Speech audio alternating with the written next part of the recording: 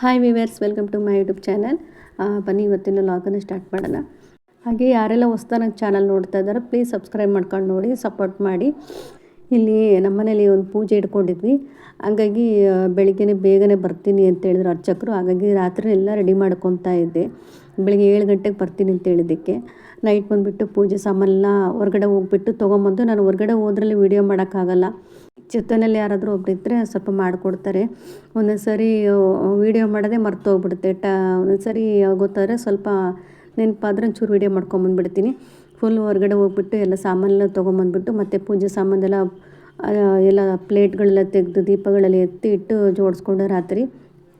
ಹಾಗೆ ನಾನು ಮಧ್ಯಾಹ್ನ ಸ್ವಲ್ಪ ಮೆಂತ್ಯ ಸೊಪ್ಪಿತ್ತು ಅಂತ ಹೇಳ್ಬಿಟ್ಟು ಮೆಂತ್ಯ ಸೊಪ್ಪು ಮತ್ತು ದಂಟು ಸೊಪ್ಪನ್ನ ಹಾಕ್ಬಿಟ್ಟು ಸ್ವಲ್ಪ ಹಾಗೆ ಸೊಪ್ಪಿನ ಪಲ್ಯ ಮಾಡ್ಕೊಂಡಿದ್ದೆ. ಅದರದ್ದು ಸ್ವಲ್ಪ ರಸ ತೆಗೆದಿಟ್ಕೊಂಡಿದ್ದೆ ಹಾಗೆ ಸ್ವಲ್ಪನೇ. ಅದನ್ನೇನು ಬಸ್ಸಾರು ಥರ ಮಾಡಲಿಲ್ಲ, ಹಾಗೆ ಸ್ವಲ್ಪ ಮಾಡಿ ಊಟ ಮಾಡ್ಕೊಂಡು. ಏನು ಸ್ವಲ್ಪ ರುಬ್ಬಿ ಹಾಕಲಿಲ್ಲ, ಟೈಮು ಕೂಡ ಇಲ್ಲ ನನಗೆಲ್ಲ ಅಷ್ಟೊಂದು ಹದ ಮಾಡೋ ಅಷ್ಟೊತ್ತಿಗೆ. ಹಾಗೆ ಸಿಂಪಲಾಗಿ ಒಂಚೂರು ಅನ್ನಕ್ಕೆ ಹಾಕೊಂಡು ಊಟ ಮಾಡಿದ್ವಿ. ನೋಡ್ತಾ ಇರ್ಬೋದು ಟೈಮ್ ಬಂದುಬಿಟ್ಟಲ್ಲ 10:15 11 ಗಂಟೆ ಆಗಕ್ಕೆ ಬಂದಿದೆ. ಹಾಗಾಗಿ ಬೆಳಗ್ಗೆನೇ ಎಲ್ಲ ಆಗೋಲ್ಲ, ಈ ಸೈಡ್ ಪೂಜೆ ಮಾಡ್ತಾರೆ. ಹಾಗಾಗಿ ಅಲ್ಲಿ ಯಾವ ಸೈಡಿಗೆ ಬೇಕೋ ನೋಡಿಬಿಟ್ಟೆಲ್ಲ ಸರಿಸಿ ಮತ್ತು ಎಷ್ಟು ಪಾತ್ರೆಗಳೆಲ್ಲ ತೊಳ್ಕೊಂಡು ಎಲ್ಲೆಲ್ಲ ಒರೆಸ್ತಾ ಇದ್ದೀನಿ. ಬೆಳಗ್ಗೆ ಎದ್ಬಿಟ್ಟು ಮತ್ತೊಂದು ಸರಿ ಒರೆಸ್ಕೊಳಕ್ಕೆ ಸರಿ ಹೋಗುತ್ತೆ. ಇಲ್ಲ ಅಂದರೆ ನಾನು ಬರೀ ಕಸ ಗುಡಿಸಿದೆಲ್ಲ ಒರೆಸೋರೊಳಗಡೆ ಫುಲ್ಲು ಒಂದು ಅರ್ಧ ಮುಕ್ಕಾಲು ಗಂಟೆ ಬರೀ ಇದರಲ್ಲೇ ಆಗಿಬಿಡುತ್ತೆ. ಹಂಗಾಗಿ ನಾನು ಬೇಗನೆ ಸ್ವಲ್ಪ ಎಷ್ಟಾಗುತ್ತೆ ಅಷ್ಟನ್ನು ರಾತ್ರಿ ಮಾಡಿಟ್ರೆ ಬೆಳಿಗ್ಗೆ ಬೇಗ ಎದ್ದು ಮಾಡ್ಕೊಬೋದು ಅಂತೇಳ್ಬಿಟ್ಟು ಮಾಡ್ತಾಯಿದ್ದೀನಿ. ಅಷ್ಟು ಒಂದು ರಾಶಿ ಪಾತ್ರೆ ಇದ್ದಿದ್ದು ಎಲ್ಲ ಪಾತ್ರೆಗಳನ್ನ ತೊಳ್ಕೊಂಡು ಎಲ್ಲ ಎತ್ತಿಟ್ಟಿದ್ದೀನಿ. ಇನ್ನು ಸ್ವಲ್ಪ ಇರುತ್ತೆ, ಅದು ಬೆಳಿಗ್ಗೆ ಎದ್ಬಿಟ್ಟು ಬಂದರೆ ತೊಳ್ಕೊಂಡ್ರಾಗುತ್ತೆ ಅಂತ ಎಲ್ಲ ಫುಲ್ಲು ಕ್ಲೀನಾಗಿ ಮಾಡಿಟ್ಟು ಇವಾಗ ಟೈಮ್ ಬಂದುಬಿಟ್ಟು 11:15 ಅನಿಸುತ್ತೆ. 11:15 ಅನುಬಂಧ ಅದು ಅವಾರ್ಡ್ ಫಂಕ್ಷನಿಗೆ ಬರ್ತಿತ್ತು.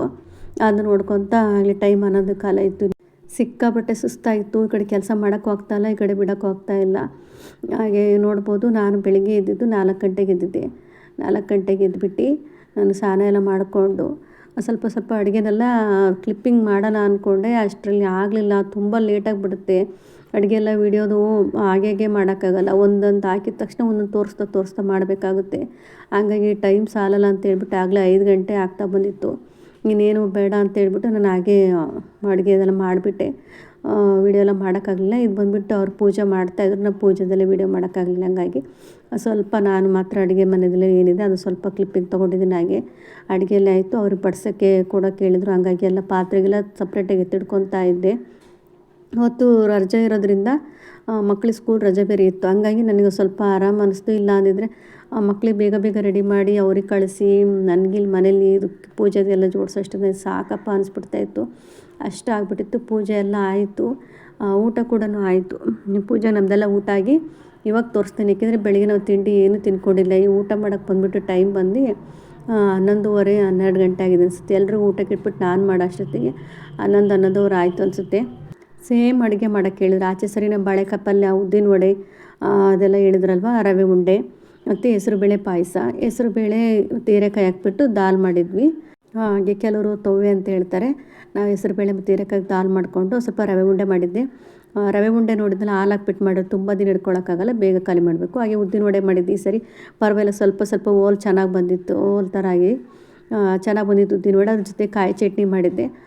ಸ್ವಲ್ಪ ಕೋಸಂಬರಿ ಮಾಡಿದ್ದೆ, ಏನು ಕ್ಯಾರೆಟು ಸೌತೆಕಾಯಿ ಎಲ್ಲ ಹಾಕ್ಬಿಟ್ಟು ಅಷ್ಟು ಕೋಸಂಬರಿ ಮಾಡಿ ಎಲ್ಲರದ್ದು ಊಟ ಆಯಿತು. ಎಷ್ಟು ಕೆಲಸ ಪಾತ್ರೆಗಳಂದರೆ ನೋಡಿ ಏನೂ ಬೇಡಪ್ಪ ಹೋಗಿ ಮಲ್ಕೊಂಬಿಡೋಣ ಅಂತ ಅನಿಸ್ಬಿಡುತ್ತೆ. ಯಾಕೆಂದ್ರೆ ಬೆಳಿಗ್ಗೆ ರಾತ್ರಿ ಮಲ್ಕೊಂಡಿದ್ದು ಲೇಟ್ ಆಯಿತು, 11 ಕಾಲಾಯಿತು. ಮತ್ತು ಬೆಳಿಗ್ಗೆ 4 ಗಂಟೆಗೆ ಎದ್ದು ಅಷ್ಟು ಅಡುಗೆ ಮಾಡಿ ಇಲ್ಲೆಲ್ಲ ಎಷ್ಟು ಇದಿತ್ತು ಅದೆಲ್ಲ ಕ್ಲೀನ್ ಮಾಡ್ಕೊಂಡು ಎಲ್ರಿಗೂ ಊಟಕ್ಕೆ ಹಾಕಿ ನಾವು ಊಟ ಮಾಡಿ ಮತ್ತು ಇನ್ನೇನಪ್ಪ ಏನೂ ಬೇಡ ಮಲ್ಕೊಂಬಿಡೋಣ ಅನ್ನೋಷ್ಟರಲ್ಲಿ ಮತ್ತೆ ನಾವೇನು ಮಾಡಬೇಕು, ಯಾರೂ ಮಾಡೋಕ್ಕಿದ್ದಾಗಲ್ಲ. ಹಂಗಾಗಿ ಅಯ್ಯೋ ಬೇಡಪ್ಪ ಸ್ವಲ್ಪ ದೊಡ್ಡದೆಲ್ಲ ತೊಳೆದು ಇಟ್ಬಿಡೋಣ, ಆಮೇಲೆ ಸ್ವಲ್ಪ ಹೊತ್ತು ರೆಸ್ಟ್ ತೊಗೊಂಡ್ರೆ ಆಯಿತು ಅಂತ ಹೇಳ್ಬಿಟ್ಟು ಮತ್ತೆ ಬಂದುಬಿಟ್ಟು ಸ್ವಲ್ಪ ದೊಡ್ಡದೆಲ್ಲ ತೊಳೆದಿಡೋಣ ಅಂತ ನೋಡಿದೆ. ಕೊನೆಗೆ ಇನ್ನೇನು ಅಂತ ಹೇಳ್ಬಿಟ್ಟು ಮತ್ತೆ ಫುಲ್ ಎಲ್ಲ ತೊಳೆದಿಟ್ಬಿಟ್ಟು ಎಷ್ಟು ಪಾತ್ರೆಗಳು ಅಂದರೆ ಸಾಕಾಗೋಗ್ಬಿಟ್ಟಿತ್ತು. ಅಷ್ಟೊಂದು ಪಾತ್ರೆಗಳಾಗ್ಬಿಟ್ಟಿತ್ತು. ಏನಾರು ಅಡುಗೆ ಮಾಡಿದಾಗಲೇ ಅಷ್ಟೇ ಅಲ್ವಾ, ಅಷ್ಟೊಂದು ಐಟಮ್ ಮಾಡಿದೆ ಪಾತ್ರೆಗಳೆಲ್ಲ ಸಿಕ್ಕಾಪಟ್ಟೆ ಪಾತ್ರೆಗಳಾಗ್ಬಿಡುತ್ತೆ. ಅಂತೂ ಎಲ್ಲ ಪಾತ್ರೆಗಳು ತೊಳೆದು ಮುಗಿಸ್ಬಿಟ್ಟೆ. ಇವಾಗ ಅಡುಗೆ ಮನೆ ನೋಡಿಬಿಟ್ರೆ ಒಂದು ಮನಸ್ಸಿಗೆ ನಮಗೆ ಎಷ್ಟೇ ಸುಸ್ತಾಗಿದ್ರೂ ಎಲ್ಲ ಮರ್ತೋಗ್ಬಿಡ್ತೀವಿ. ಅಡುಗೆ ಮನೆ ಒಂದು ಕ್ಲೀನ್ ಇದ್ಬಿಟ್ರೆ ಎಷ್ಟು ಸಮಾಧಾನ ಆಗಿಬಿಡ್ತೈತೆ. ನನಗೇನಂತ ನಿರಾಳ ಅನ್ನಿಸ್ಬಿಡ್ತದೆ ಕ್ಲೀನ್ ಮಾಡಿಕೊಂಡು. ಮಧ್ಯಾಹ್ನ ಊಟಕ್ಕೆಲ್ಲ ಏನಿಲ್ಲ, ಇವಾಗಲೇ ಲೇಟಾಗಿ ಊಟ ಮಾಡಿಬಿಡ್ತೀವಿ. ಮಧ್ಯಾಹ್ನ ಊಟಕ್ಕೆಲ್ಲ ಇನ್ನೇನಿಲ್ಲ, ಮಾಡಿದ್ರೆ 4 ಗಂಟೆಗೆ ಸ್ವಲ್ಪ ಏನಾದ್ರು ತಿನ್ಕೊಬೋದು. ನೋಡಿ ಇಷ್ಟು ಪಾತ್ರೆಗಳು ತೊಳೆದಿಟ್ಟು, ಇದೆಲ್ಲ ಏನಂದರೆ ಎಲ್ಲ ಟೇಬಲ್ ಮೇಲೆ ನೀರೆಲ್ಲ ಹೋಗ್ಲಿ ಅಂತ ಇಟ್ಬಿಟ್ಟಿದ್ದೆ. ಬೇಗ ಇವಾಗಲೇ ಜೋಡಿಸ್ಕೊಂಡ್ಬಿಟ್ರೆ ಆಗುತ್ತೆ, ಆ ನೀರೆಲ್ಲ ಇದ್ದು ತುಕ್ಕಡ್ದಂಗೆ ಆಗಿಬಿಡ್ತೈತಿ. ಹಾಗಾಗಿ ಸ್ವಲ್ಪ ಎತ್ತಿಟ್ಬಿಟ್ಟಿದ್ದೆ ಸಪ್ರೇಟಾಗೆಲ್ಲ. ಬೇಗ ನೀರೆಲ್ಲ ಇಟ್ಬಿಟ್ರೆ ಜೋಡಿಸ್ಬೋದು, ಇಲ್ಲಾಂದ್ರೆ ಹಾಗೆ ಎದ್ಬಿಡುತ್ತೆ ಅಂತಂದು ಹೇಳ್ಬಿಟ್ಟು ಇವಾಗ ನೋಡಿ ದೊಡ್ಡದೆಲ್ಲ ಒಂದು ಕಡೆ ತೊಳೆದು ಎತ್ತಿಟ್ಬಿಟ್ಟಿನಿ. ಎಷ್ಟು ಪಾತ್ರೆಗಳು, ಈ ಕಡೆ ಎಲ್ಲ ಚಿಕ್ಕ ಚಿಕ್ಕದೆಲ್ಲ ಟೇಬಲ್ ನೀರೆಲ್ಲ ಡ್ರೈ ಆಗಲಿ ಅಂತ ಎತ್ತಿಟ್ಬಿಟ್ಟಿದ್ದೆ.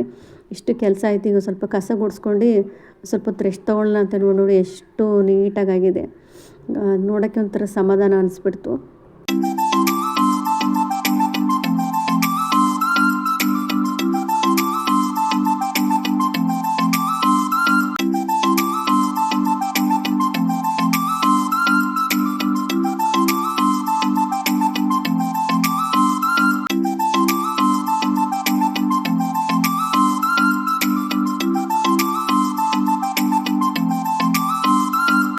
ಹಾಗೆ ನಮ್ಮ ಅತ್ತೆಯವ್ರಿಗೆ ತವ್ರ ಮನೆಯವ್ರು ಬಂದುಬಿಟ್ಟು ಕರ್ಕೊಂಡೋದ್ರು ಬಟ್ಟೆ ಹಾಕ್ಸ್ಬೇಕು ಅಂತಂದು ಹೇಳ್ಬಿಟ್ಟು. ಇಲ್ಲಿ ಸಂಜೆ ಆಯಿತು, ಯಾರೂ ಇಲ್ಲ, ಮನೆಯೆಲ್ಲ ಖಾಲಿ ಖಾಲಿ ಅನ್ನಿಸ್ಬಿಡ್ತು ನಮ್ಮ ಅತ್ತೆಯವ್ರು ಇಲ್ದಿರೋದಕ್ಕೆ. ಮಕ್ಕಳೆಲ್ಲ ಆಟ ಆಡ್ತಿದ್ರಲ್ಲ, ನಾನು ಹಾಗೆ ಅವ್ರ ಜೊತೆಲಿ ಸೇರಿಕೊಂಡು ಜೋಡಿಸ್ಕೊತ ಎಲ್ಲ ಹಾಗೆ ಸ್ವಲ್ಪ ಹೊತ್ತು ಸಂಜೆ ಆಗಲಿ ಕತ್ಲಾದ್ಮೇಲೆ ಒಳಗಡೆ ಹೋದ್ರಾಯ್ತು ಅಂತ ಹೇಳ್ಬಿಟ್ಟು ಮಕ್ಕಳ ಜೊತೆ ಕೂತ್ಕೊಂಡು ನಾನು ಈಗ ಸುಮ್ಮನೆ ಟೈಮ್ ಸ್ಪೆಂಡ್ ಮಾಡ್ತಾಯಿದ್ದೆ. ಇಲ್ಲಿ ಬೆಳಿಗ್ಗೆ ಬಂದುಬಿಟ್ಟು ನಾನು ಎಣ್ಗಾಯಿ ಪಲ್ಯ ಮಾಡ್ಕೊತಾ ಇದ್ದೆ. ರೊಟ್ಟಿ ಮಾಡಿ ತುಂಬ ದಿನಗಳಾಗೋಯ್ತು. ನಾನೇನಿಲ್ಲ ಅಂದರೆ 1-1.5 ತಿಂಗಳಾಯ್ತು ಹೋಗೋದು ಅನಿಸುತ್ತೆ ರೊಟ್ಟಿ ಹಾಕ್ತಲೇ. ಇವಾಗ ಸ್ವಲ್ಪ ಬದನೇಕಾಯಿ ಬೇರೆ ಇತ್ತು. ನಮ್ಮ ಅತ್ತೆಯವ್ರಿದ್ರೆ ಬದನೇಕಾಯಿ ಪಲ್ಯ ತಿನ್ನಲ್ಲ, ಹಂಗಾಗಿ ಅವ್ರು ಇರಲಿಲ್ಲವಾ, ಅಥವಾ ಬದನೇಕಾಯಿ ಪಲ್ಯ ಮಾಡಿದ್ರಾಯ್ತು ಅಂತ ಹೇಳ್ಬಿಟ್ಟು ಸ್ವಲ್ಪ ಈರುಳ್ಳಿ ಟೊಮೆಟೊ ಹಣ್ಣು ಹಾಕ್ಕೊಂಡು ಚೆನ್ನಾಗಿ ಫ್ರೈ ಮಾಡಿದ್ನಿ. ಜೊತೆಗೆ 1-2 ಕ್ಯಾಪ್ಸಿಕಮ್ ಇತ್ತು, ಅದನ್ನು ಕೂಡ ಹಾಕ್ಕೊಂಡೆ ಚೆನ್ನಾಗಾಗುತ್ತೆ ಅಂತ ಹೇಳ್ಬಿಟ್ಟು. ಹಾಗೆ ಕ್ಯಾಪ್ಸಿಕಮ್ಮು ಟೊಮೆಟೊ ಹಣ್ಣು ಈರುಳ್ಳಿ ಎಲ್ಲ ಚೆನ್ನಾಗಿ ಫ್ರೈ ಮಾಡಿಕೊಂಡು ನನಗೆ ಬದನೇಕಾಯಿ ಹೆಚ್ಚಿಟ್ಕೊಂಡಿದ್ದೆಲ್ಲ ಅದನ್ನ ಹಾಕಿ ಜೊತೆಗೆ ಸ್ವಲ್ಪ ಉಪ್ಪನ್ನು ಹಾಕ್ಕೊಂಡು ಚೆನ್ನಾಗಿ ಫ್ರೈ ಮಾಡ್ಕೊತಾ ಇದ್ದೀನಿ. ಈ ಥರ ಮಾಡಿ ನೋಡ್ಕೊಳ್ಳಿ, ಇದೊಂಥರ ತುಂಬ ಡಿಫ್ರೆಂಟಾಗಿ ಚೆನ್ನಾಗಿರುತ್ತೆ. ಯಾವಾಗಲೂ ಒಂದೇ ಥರದ ಎಣ್ಗಾಯಿ ಪಲ್ಯ ತಿಂದು ಬೇಜಾರಾಗಿರುತ್ತೆ, ಹಾಗಾಗಿ ಯಾವಾಗಾಗೋ ಸ್ವಲ್ಪ ಡಿಫ್ರೆಂಟಾಗಿ ಚೇಂಜ್ ಮಾಡಿಕೊಂಡು ಮಾಡ್ತಾಯಿರ್ತೀನಿ. ತುಂಬಾ ಚೆನ್ನಾಗಿರುತ್ತೆ. ನೋಡಿ ಸ್ವಲ್ಪ ಎಣ್ಣೆಯಲ್ಲೆಲ್ಲ ಚೆನ್ನಾಗಿ ಫ್ರೈ ಆದಮೇಲೆ ಸ್ವಲ್ಪ ಒಂದು ಅರ್ಧ ಲೋಟದಷ್ಟು ನೀರು ಹಾಕ್ಕೊತಾ ಇದ್ದೀನಿ. ನೀರು ಹಾಕ್ಕೊಂಡು ಒಂದು ಅರ್ಧ ಅಷ್ಟು ಬೇಯಿಸ್ಬೇಕು. ನಾನಿಲ್ಲಿ ನಾರ್ಮಲಾಗಿ ಈರುಳ್ಳಿ, ಕೊಬ್ಬರಿ ಮತ್ತು ಟೊಮೆಟೊ ಹಣ್ಣು, ಬೆಳ್ಳುಳ್ಳಿ, ಶುಂಠಿ, ಚಕ್ಕೆ, ಲವಂಗ, ಏಲಕ್ಕಿ ಇದಿಷ್ಟನ್ನು ಹಾಕ್ಕೊಂಡು ರುಬ್ಕೊಂಡ್ಬಿಟ್ಟಿದ್ದೀನಿ. ನಾನು ಅದೆಲ್ಲ ವೀಡಿಯೋಗೆ ತೋರ್ಸೋಕ್ಕಾಗಲಿಲ್ಲ. ಇನ್ನೇ ನಾರ್ಮಲಾಗಿ ಎಣ್ಗಾಯಿ ಪಲ್ಯಗೆ ಯಾವ ಥರ ಜೋಡಿಸ್ಕೊತೀವೋ ಅದೇ ಥರ ಜೋಡಿಸ್ಕೊಂಡ್ಬಿಟ್ಟು ಅರ್ಧ ಬೆಂದಮೇಲೆ ನಾನು ಇವಾಗ ಹಾಕ್ಕೊತಾ ಇದ್ದೀನಿ. ಈ ಮಸಾಲೆ ಎಲ್ಲ ಸ್ವಲ್ಪ ತುಂಬ ಹೊತ್ತು ಬೇಯಬಾರ್ದು, ಹಂಗಾಗಿ ಬದನೇಕಾಯಿನ ಸ್ವಲ್ಪ ಬೇಯಿಸ್ಕೊತಾ ಇದ್ದೀನಿ. ಬದನೇಕಾಯಿನಲ್ಲಿ ಇದ್ರಾಗೆ ಬೇಯಿಸ್ಕೊತ ಹೋದರೆ ಇದು ಮಸಾಲೆ ಇರುತ್ತಲ್ಲ, ಸ್ವಲ್ಪ ತುಂಬ ಹೊತ್ತು ಕುದ್ದಿ ಅಷ್ಟೊಂದು ಟೇಸ್ಟ್ ಬರಲ್ಲ. ಹಂಗಾಗಿ ಒಂದು ಅರ್ಧ ಬದನೇಕಾಯಿ ಬೆಂದಮೇಲೆ ಹಾಕ್ಕೊತಾ ಇದ್ದೀನಿ. ನಾನಿಲ್ಲಿ 1 ಸ್ಪೂನಷ್ಟು ಖಾರ ಪುಡಿ ಹಾಕ್ಕೊತಾ ಇದ್ದೀನಿ. ಜೊತೆಗೆ 1-1.5 ಸ್ಪೂನಷ್ಟು ಕುರ್ಷಾಣಿ ಪುಡಿ ಮತ್ತು ಸ್ವಲ್ಪ ಕೊತ್ತಂಬರಿ ಸೊಪ್ಪು, ಹಾಗೆ ಸ್ವಲ್ಪ ರುಚಿಗೆ ಎಷ್ಟು ಬೇಕಷ್ಟು ಸ್ವಲ್ಪ ಬೆಲ್ಲ ಸೇರಿಸ್ಕೊತಾ ಇದ್ದೀನಿ.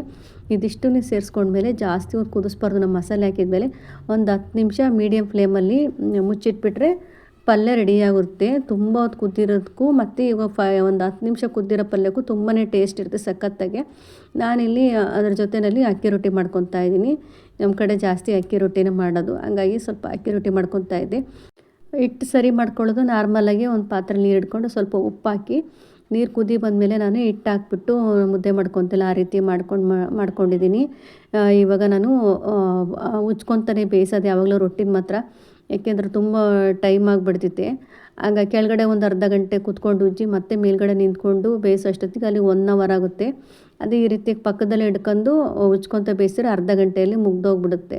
ಹಂಗಾಗಿ ನಾನು ಯಾವಾಗಲೂ ರೊಟ್ಟಿ ಮಾತ್ರ ಶೆಲ್ಫ್ ಮೇಲೆ ಒಂದೊಂದೇ ಉಜ್ಕೊತ ಮಾಡಿಬಿಡ್ತೀನಿ. ಚಪಾತಿ ಮಾತ್ರ ಕೆಳಗಡೆ ಒಂದೇ ಸರಿ ಉಜ್ಕೊಂಬಂದ್ಬಿಟ್ಟು ಮೇಲ್ಗಡೆ ಬೇಯಿಸ್ಬಿಡ್ತೀನಿ. ಚಪಾತಿ ಅಂದರೆ ಲೇಟ್ ಆಗಿಬಿಡುತ್ತೆ ತುಂಬ ಹೊತ್ತು, ಆಮೇಲೆ ನಿಂತ್ಕೊಂಡು ಉಜ್ಜೋಕ್ಕಾಗಲ್ಲ, ಜಾಸ್ತಿ ಗೋಧಿ ಜಿಗಿ ಅಲ್ವಾ, ಪ್ರೆಸ್ ಮಾಡೋಕ್ಕಾಗಲ್ಲ. ರೊಟ್ಟಿ ಆದರೆ ಈಸಿಯಾಗಿ ಉತ್ಕೊಬೋದು, ಹಂಗಾಗಿ ನಾನು ರೊಟ್ಟಿನೆಲ್ಲ ಮೇಲ್ಗಡೆ ಮಾಡ್ಕೊತೀನಿ. ಶೆಲ್ಫ್ ಮೇಲೆ ಮಾತ್ರ ಕೆಳಗಡೆ ಮಾತ್ರ ಚಪಾತಿನೆಲ್ಲ ಉಜ್ಕೊತೀನಿ. ನೋಡಿ ಎಷ್ಟು ಸರಿ ಮಾಡಿಕೊಂಡ್ರೆ ಎಷ್ಟು ತೆಳುವಾಗಿ ಬಂದಿದೆ. ನಾನಿಲ್ಲಿ ರೊಟ್ಟಿಯಿಂದ ಉಜ್ಜೋದು ಕಲ್ತಿರೋದು ಚಿಕ್ಕವಳಿದ್ದಾಗ ಕಲ್ತಿದ್ದು. ನಮ್ಮ ಅಕ್ಕವರೆಲ್ಲ ರೊಟ್ಟಿ ಉಜ್ತಾ ಇದ್ರಲ್ವಾ, ನಮಗೆ ಒಂಥರ ಇಂಟ್ರೆಸ್ಟ್ ಯಾವ ಥರ ಉಜ್ತಾ ಇರಲಿಲ್ಲ, ಕೂತ್ಕೊಂಡು ನೋಡೋದು. ಉಜ್ಜೋಕ್ಕೆಲ್ಲ ಕೇಳ್ತಾಯಿದ್ವಿ, ನಮ್ಮ ಅಕ್ಕ ನಮಗೆ ಕೊಡ್ತಾನೆ ಇರಲಿಲ್ಲ. ಕೊನೆಗೆ ಏನು ಮಾಡ್ತಾಯಿದ್ಲು, ಲಾಸ್ಟಿಗೆ ಎಲ್ಲ ಆದಮೇಲೆ ಒಂದು ಉಂಡೆ ಉಳಿಸ್ಬಿಟ್ಟು ನಮಗೆ ಕೊಡ್ತಾಯಿದ್ರು. ನಾವು ಅವಾಗ ಲಾಸ್ಟಲ್ಲಿ ಉಜ್ತಾ ಇದ್ವಿ, ಏಕೆಂದರೆ ಅವರೆಲ್ಲ ನಮಗೆ ಕೊಟ್ಟರೆ ನಾವೆಲ್ಲ ಅದನ್ನ ಅರ್ಧ ಹಾಕೋದು, ಕೆಡ್ಸೋದು ಇದೆಲ್ಲ ಮಾಡ್ತೀವಿ. ಹಂಗಾಗಿ ನಮಗೆ ರೊಟ್ಟಿ ಉಜ್ಬೇಕಾರೆಲ್ಲ ನೆನಪಾಗ್ಬಿಡ್ತೈತೆ. ಲಾಸ್ಟಲ್ಲಿ ಇಸ್ಕೊಂಡ್ಬಿಟ್ಟು ನಾವು ಉಜ್ತಾಯಿದ್ವಿ ಒಂದೊಂದೇ. ನಾವು ಅವಾಗಲೇ ಚಿಕ್ಕವರಿದ್ದಾಗಲೇ ರೊಟ್ಟಿ ಉಜ್ಜೋದು ಕಲ್ತ್ಬಿಟ್ಟಿದ್ವಿ. ಅದು ಹೆಂಗೆ ಅಂದರೆ ಕಾಂಪಿಟೇಷನ್ ಆಗಿಬಿಟ್ಟಿತ್ತು. ಒಬ್ಬರು ಚೆನ್ನಾಗಿ ಉಜ್ಜಿದ್ರು ನೋಡಿ ನಂದು ಎಷ್ಟು ದೊಡ್ಡದಾಗಿ ಉಜ್ಜಿದ್ದೀನಿ, ಇನ್ನೊಬ್ಳು ತಂಗಿ ದೊಡ್ಡಾಗ್ಬಿಟ್ಟು ನೋಡಿ ನಾನು ಎಷ್ಟು ಚೆನ್ನಾಗಿ ಉಜ್ಜಿದ್ದೀನಿ, ನಂದು ಅರ್ಧೋಗಿದೆ, ನೀನು ಚೆನ್ನಾಗಿ ಬಂದಿದೆ ದೊಡ್ಡದಾಗಿ ಉಜ್ಜಿದ್ದೀನಿ, ಈ ಥರ ಎಲ್ಲ ಮಾಡ್ಕೊಂಡು ರೊಟ್ಟಿ ಉಜ್ತಾ ಇದ್ದದೆಲ್ಲ ನೆನಪಾಗುತ್ತೆ ಒಂದೊಂದು ಸರಿ. ಹಂಗಾಗಿ ಚೆನ್ನಾಗಿ ರೊಟ್ಟಿ ಉಜ್ಜೋದು ನನಗೆ ಈ ಥರ ತೆಳುವಾಗಿ ಉಜ್ಜಬೇಕು ಮಾಡಬೇಕು ಅಂದರೆ ಇಷ್ಟ. ಆದರೆ ಇವಾಗೆಲ್ಲ ಬೆನ್ನೋವು ಇರೋದ್ರಿಂದ ಜಾಸ್ತಿ ರೊಟ್ಟಿ ಉಜ್ಜೋಕ್ಕೆಲ್ಲ ಆಗಲ್ಲ, ಸಖತ್ ಬೆನ್ನೋವಿದೆ ಅಲ್ವಾ. ಹಂಗಾಗಿ ಅವಾಗೆಲ್ಲ ಇಷ್ಟಪಟ್ಬಿಟ್ಟು ಮಾಡ್ತಾಯಿದ್ವಿ, ಇವಾಗೆಲ್ಲ ಇಷ್ಟಪಟ್ಟು ಮಾಡೋಕ್ಕಾಗಲ್ಲ, ಕಷ್ಟಪಟ್ಟು ಮಾಡಬೇಕಾಗುತ್ತೆ. ಆದರೆ ತಿನ್ನೋದು ನೆನೆಸ್ಕೊಂಡ್ಬಿಟ್ರೆ ಇಷ್ಟಪಟ್ಬಿಟ್ಟೆ ಕಷ್ಟ ಆದ್ರೂ ಮಾಡ್ಕೊಂಡು ತಿನ್ನಬೇಕಾಗುತ್ತೆ. ಅವಾಗ ಒಂಥರ ಖುಷಿ, ನಾವು ಎಷ್ಟು ರೊಟ್ಟಿ ಉಜ್ಜಿದ್ರೂ ಬೇಜಾರು ಅನ್ನಿಸ್ತಾ ಇರಲಿಲ್ಲ, ಇನ್ನೂ ಉಜ್ಜಬೇಕು ಅನ್ನಿಸ್ತೈತೆ. ಅವಾಗೆಲ್ಲ ಏನೋ ಒಂಥರ ಮಕ್ಕಳಾಟ ಅಲ್ವ, ಅವಾಗ ಎಷ್ಟು ಉಜ್ಜಿದ್ರೆ ಏನು ಅನ್ನಿಸ್ತಾ ಇರಲಿಲ್ಲ, ಉಜ್ಜಬೇಕು ಅನ್ನಿಸ್ತೈತಿ. ಇವಾಗ ಆಗಲ್ಲ, ಒಂದು 15-20 ರೊಟ್ಟಿ ಉಜ್ಜಿಬಿಟ್ರೆ ಸಾಕಪ್ಪ ಅನಿಸ್ಬಿಡ್ತೈತಿ. ಅವಾಗಿಂದೆಲ್ಲ ನೆನೆಸ್ಕೊಂಡ್ಬಿಟ್ರೆ ಏನೋ ಒಂಥರ ಖುಷಿ ಅವಾಗ. ಹಾಗೆ ಇವಾಗ ಒಂದು ರೆಸಿಪಿ ಮಾಡಿ ತೋರಿಸ್ತಾ ಇದ್ದೀನಿ, ಟೊಮೆಟೊ ಹಣ್ಣಿನ ಚಟ್ನಿ ಮಾಡ್ಕೊತಾ ಇದ್ದೆ. ಈಸಿಯಾಗಿ ಡಿಫ್ರೆಂಟಾಗಿ ಮಾಡಿ ತೋರಿಸ್ತಾ ಇದ್ದೀನಿ. ಈ ಥರ ಸುಮಾರು ಸರಿ ಮಾಡ್ತೀನಿ ಚಟ್ನಿನ ನಾನು. ಮೊದಲನೇದಾಗಿ ನಾನು ಇಲ್ಲಿ ಮೆಣಸಿನ್ಕಾಯಿನ ಮಧ್ಯದಲ್ಲಿ ಸ್ವಲ್ಪ ಚಾಕುನಿಂದ ಹೋಲ್ ಮಾಡ್ಕೊಂಡಿದ್ದೀನಿ, ಇಲ್ಲಾಂದರೆ ಏನಾಗುತ್ತೆ ಎಣ್ಣೆ ಹಾಕಿ ಉರಿಬೇಕಾದ್ರೆ ಬಡ್ ಅಂತ ಸಿಡ್ದು ಹೋಗ್ಬಿಡುತ್ತೆ. ಹಂಗಾಗಿ ಸ್ವಲ್ಪ ಚಾಕುನಲ್ಲಿ ಚುಚ್ಚಿಬಿಟ್ಟು ಫಸ್ಟು ಮೆಣಸಿನ್ಕಾಯಿ ಹುರಿದಿಡ್ಕೊತಾ ಇದ್ದೀನಿ. ಟೊಮೆಟೊ ಹಣ್ಣು ಜೊತೆಗೆ ಹಾಕಿದ್ರೆ ಏನಾಗುತ್ತೆ ಮೆಣಸಿನ್ಕಾಯಿ ಅಷ್ಟು ಚೆನ್ನಾಗಿ ಉರಿಯಲ್ಲ. ಹಂಗಾಗಿ ಫಸ್ಟು ಮೆಣಸಿನ್ಕಾಯಿನ ಎಣ್ಣೆ ಚೆನ್ನಾಗಿ ಫ್ರೈ ಮಾಡ್ಕೊಂಡ್ಬಿಟ್ಟು ಇವಾಗ ಟೊಮೆಟೊ ಹಣ್ಣು ಸೇರಿಸ್ಕೊಂಡು ಉರಿತಾ ಇದ್ದೀನಿ. ಚಿಕ್ಕದಾಗಿ ಕಟ್ ಮಾಡ್ಕೊಂಡಿದ್ದೀನಿ ಬೇಗ ಆಗುತ್ತೆ ಅಂತ. ಇದ್ರ ಜೊತೆಯಲ್ಲಿ ಉಪ್ಪು ಹಾಕ್ತಾಯಿಲ್ಲ ನಾನು, ಸ್ವಲ್ಪ ಫ್ರೈ ಆಗಲಿ ಆಮೇಲೆ ಉಪ್ಪು ಹಾಕ್ತೀನಿ. ಯಾಕೆಂದರೆ ಇದು ನಾವು ಟೊಮೆಟೊ ಹಣ್ಣು ಮೊದಲೇ ಹಾಕ್ಬಿಟ್ಟು ತುಂಬ ನೀರು ಬಿಡ್ಕೊಳ್ಳುತ್ತೆ, ಬೇಗ ಡ್ರೈ ಆಗೋಲ್ಲ. ಹಂಗಾಗಿ ಸ್ವಲ್ಪ ಡ್ರೈ ಆಗೋ ತನಕ ಹುರಿದ್ಬಿಟ್ಟು ಆಮೇಲೆ ಉಪ್ಪು ಹಾಕ್ಕೊತಾ ಇದ್ದೀನಿ. ನೋಡಿ ಇದು ಚೆನ್ನಾಗಿ ಮೆತ್ತಗೆ ಬೇಯಬೇಕು, ಆಗಿದ್ದರೆ ಟೊಮೆಟೊ ಚಟ್ನಿ ಚೆನ್ನಾಗಾಗುತ್ತೆ, ಇಲ್ಲಾಂದರೆ ಹಸಿ ಹಸಿ ಆಗಿಬಿಡುತ್ತೆ. ನೋಡಿ ಇವಾಗ ಉಪ್ಪು ಹಾಕ್ಕೊಂಬಿಟ್ಟು ನಾನು ಫ್ರೈ ಮಾಡ್ತಾಯಿದ್ದೀನಿ. ನೋಡಿ ಚೆನ್ನಾಗಿದೆ, ಇವಾಗ ಜಾಸ್ತಿ ನೀರೆಲ್ಲ ಬಿಡ್ಕೊಂಡಿಲ್ಲ, ಬೇಗ ಆಗಿಬಿಡುತ್ತೆ. ಚಟ್ನಿಗೆ ಮಾತ್ರ ಆ ಥರ ಮಾಡ್ತೀನಿ. ಅದು ತಣ್ಣಗಾಗಲಿ ಅಷ್ಟರಲ್ಲಿ ನಾವು ಸ್ವಲ್ಪ ಬೆಳ್ಳುಳ್ಳಿ ಹಾಗೆ ಮೆಣಸಿನ್ಕಾಯಿ ತಿಡ್ಕೊಂಡಿದ್ನಲ್ಲ ಅದು, ಸ್ವಲ್ಪ ಕೊತ್ತಂಬರಿ ಸೊಪ್ಪು, ಸ್ವಲ್ಪ ಜೊತೆಗೆ ಉಪ್ಪು ಹಾಕ್ಕೊಂಡು ನೈಸಾಗಿ ರುಬ್ಕೊತಾ ಇದ್ದೀನಿ. ಇದನ್ನೇನು ತರಿ ರುಬ್ಕೊಳ್ಳಲ್ಲ. ಇನ್ನು ನೋಡಿ ಇಷ್ಟು ನೈಸಾಗಿ ಎಷ್ಟಾಗುತ್ತೋ ಅಷ್ಟು ನೈಸಾಗಿ ರುಬ್ಕೊಂಡ್ಬಿಟ್ಟಿದ್ದೀನಿ, ಬೆಳ್ಳುಳ್ಳಿ ಎಲ್ಲ ಇದಾಗಲಿ ಅಂತೇಳ್ಬಿಟ್ಟು. ನೋಡಿ ಇವಾಗ ಟೊಮೆಟೊ ಹಣ್ಣು ಎಷ್ಟು ಚೆನ್ನಾಗಿ ಮೆತ್ತಗಾಯ್ತು. ಇದನ್ನು ಬೇಕಾದ್ರೆ ನೀವು ಕುಟ್ಟೋದೆಲ್ಲ ಇರುತ್ತಲ್ಲ ಅದರಲ್ಲೇ ಬೇಕಾದ್ರೆ ಮಾಡ್ಕೊಬೋದು. ನಾನಿಲ್ಲಿ ಒಂದೇ ಒಂದು ಸರಿ ಗುರ್ರ ಅನ್ಸ್ಕೊಂಬಂದಿದ್ದೀನಿ, ಒಂದು ಸರಿಗಾದರೂ ಎಷ್ಟು ಬೇಗ ಇದಾಗ್ಬಿಟ್ಟಿದೆ, ಚೆನ್ನಾಗಿ ಬೆಂದಿತ್ತಲ್ಲ. ಹಂಗಾಗಿ ಇವಾಗ ನಾನು ಬಾಣಲಿಗೆ ಸ್ವಲ್ಪ ಎಣ್ಣೆ ಹಾಕಿ ಸಾಸಿವೆ ಹಾಕ್ಕೊಂಡಿದ್ದೀನಿ. ಅದು ಹಾಕ್ಕೊಟ್ಟ ತಕ್ಷಣ ನಾನು ಸ್ವಲ್ಪ ಚಿಕ್ಕದಾಗಿ ಈರುಳ್ಳಿ ಕಟ್ ಮಾಡ್ಕೊಂಡಿದ್ದೆಲ್ಲ ಅದನ್ನು ಸಹ ಸೇರಿಸ್ಕೊತಾ ಇದ್ದೀನಿ. ಈರುಳ್ಳಿ ಚೆನ್ನಾಗಿ ಫ್ರೈ ಮಾಡ್ಕೊಬೇಕು, ತುಂಬ ಚೆನ್ನಾಗಿಲ್ಲ ಏನು ಬೇಡ, ಸ್ವಲ್ಪ ಗಟ್ಟಿಯಾಗಿದ್ರೂ ನಡೆಯುತ್ತೆ. ಇವಾಗ ಎಷ್ಟು ಫ್ರೈ ಆಗಿದೆ, ಸ್ವಲ್ಪ ಕಸೂರಿ ಮೆಥಿ ಇದೆಯಲ್ಲ ಅದನ್ನು ಹಾಕ್ಕೊತಾ ಇದ್ದೀನಿ, ಟೇಸ್ಟ್ ಚೆನ್ನಾಗಿ ಬರುತ್ತೆ. ಸ್ವಲ್ಪ ಅರಿಶಿನ ಪುಡಿ ಮತ್ತು ರುಚಿಗೆ ಎಷ್ಟು ನೋಡಿಬಿಟ್ಟು ಸ್ವಲ್ಪ ಹಿಂಗೆ ಹಾಕ್ಕೊತಾ ಇದ್ದೀನಿ. ಹಿಂಗಿದ್ರೆ ಹಾಕ್ಕೊಬೋದು, ಏನು ಬೇಕಾಗಲ್ಲ ಹಿಂಗು. ನೋಡಿ ಇವಾಗ ಇದೆಷ್ಟು ಹಾಕ್ಕೊಂಡು ರುಬ್ಬಿದ್ದೀನಲ್ವ ಅದನ್ನು ಹಾಕ್ಕೊಂಡು ಚೆನ್ನಾಗಿ ಮಿಕ್ಸ್ ಮಾಡ್ಕೊತಾ ಇದ್ದೀನಿ. ತುಂಬ ಹೊತ್ತಲ್ಲಿ ಏನು ಫ್ರೈ ಮಾಡೋದು ಬೇಕಾಗಲ್ಲ, ಒಂಚೂರು ಫ್ರೈ ಮಾಡಿಬಿಟ್ಟು ಇದೇನು ನೀರಿದೆ ಜಾರ್ ತೊಳೆದ್ರೆ ನೀರು ಸ್ವಲ್ಪ ಸೇರಿಸ್ಕೊಂಡು ಸ್ವಲ್ಪ ಬೆಲ್ಲ ಹಾಕ್ಕೊತಾ ಇದ್ದೀನಿ. ಬೆಲ್ಲ ಹಾಕ್ಕೊಂಡ್ರೆ ಚೆನ್ನಾಗಿ ಟೇಸ್ಟ್ ಬರುತ್ತೆ. ಹಾಗಾಗಿ ಸ್ವಲ್ಪ ಬೆಲ್ಲ ಹಾಕ್ಕೊಂಬಿಟ್ಟು ಲಾಸ್ಟಲ್ಲಿ ಸ್ವಲ್ಪ ಕುರ್ಷಾಣಿ ಪುಡಿ ಹಾಕ್ಕೊತಾ ಇದ್ದೀನಿ. ಇದಕ್ಕೆ ಸಾಂಬಾರು ಪೌಡ್ರೆಲ್ಲ ಏನು ಹಾಕಿಲ್ಲ ನಾನು, ಬರೀ ಕುರ್ಷಾಣಿ ಪುಡಿ, ಅರಿಶಿನ ಪುಡಿ, ಇಂಗು ಹಾಕಿದ್ದೀನಿ, ಸಾಂಬಾರು ಪುಡಿ ಎಲ್ಲ ಹಾಕಿಲ್ಲ. ಇದಿಷ್ಟನ್ನು ಹಾಕ್ಬಿಟ್ಟು ಒಂದು ಕುದಿ ಬರ್ಸಿದ್ರೆ ಒಳ್ಳೆ ಟೇಸ್ಟಾಗಿರೋದು ಟೊಮೆಟೊ ಚಟ್ನಿ ರೆಡಿ ಆಗುತ್ತೆ. ಇದು ಮುದ್ದೆಗೂ ಅಷ್ಟೇ ಚೆನ್ನಾಗಿರ್ತದೆ, ರೊಟ್ಟಿ ಚಪಾತಿಗೆ ಅನ್ನಕ್ಕೆಂತೂ ಎಲ್ಲದಕ್ಕೂ ಸೂಪರಾಗಿರ್ತೈತೆ. ನಾನಿಲ್ಲಿ ಅನ್ನಕ್ಕೆ ಮಾಡ್ಕೊಂಡಿದ್ದೆ, ತುಂಬಾ ಚೆನ್ನಾಗಿ ಬಂದಿತ್ತು. ಒಂದ್ಸರಿ ಡಿಫ್ರೆಂಟಾಗಿದೆ, ಟ್ರೈ ಮಾಡಿ ಒಗ್ಗರಣೆ ಹಾಕ್ಕೊಂಡು ಮಾಡಿದ್ದನ್ನು ತುಂಬಾ ಚೆನ್ನಾಗಿ ಬರುತ್ತೆ. ಹಾಗೆ ಈ ವಿಡಿಯೋ ಇಷ್ಟ ರೀ, ಪ್ಲೀಸ್ ಲೈಕ್ ಮಾಡಿ, ಸಬ್ಸ್ಕ್ರೈಬ್ ಮಾಡ್ಕೊಂಡವ್ರಿ. Thank you.